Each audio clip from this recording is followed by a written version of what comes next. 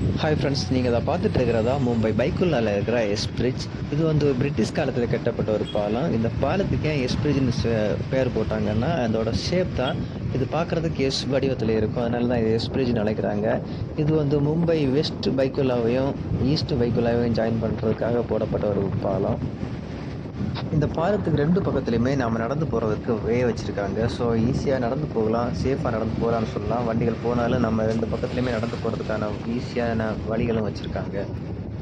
இந்த பாலத்துல நம்ம போகும்போது ஒரு ரயில்வே ட்ராக்கை கிராஸ் பண்ணி போகிறத பார்க்க முடியும். ஆமா, பைக்குள்ள ரயில்வே ஸ்டேஷன் பக்கத்துலேயே தான் இருக்கு. இதோட இந்த பாலத்தோட மிக அருகில இருக்குன்னு சொல்லலாம். இந்த பிரிட்ஜில் போகும்போது பைக்குள்ள வெஸ்ட் சைடோட எண்டில் பார்த்தீங்கன்னா மும்பையோட டப்பாவாலஸ்க்காக ஒரு மெமோரியல் டெடிகேட் பண்ணியிருக்காங்க. நீங்கள் பார்க்குற மாதிரி இந்த பிரிட்ஜோட 2 பக்கத்திலோட சுவர்லுமே படங்கள் வரைஞ்சிருக்காங்க. நல்ல முறையான படங்கள் வரைஞ்சி அதை இன்னும் அழகுபடுத்தியிருக்காங்கன்னு சொல்லலாம். இந்த பிரிட்ஜோட எண்டில் தான் பைக்கில் ராணி பாக் ஷூவும் இருக்குது. இங்கே வாரவங்க அந்த ஷூவையும் கூட பார்த்து என்ஜாய் பண்ணிட்டு வரலாம்.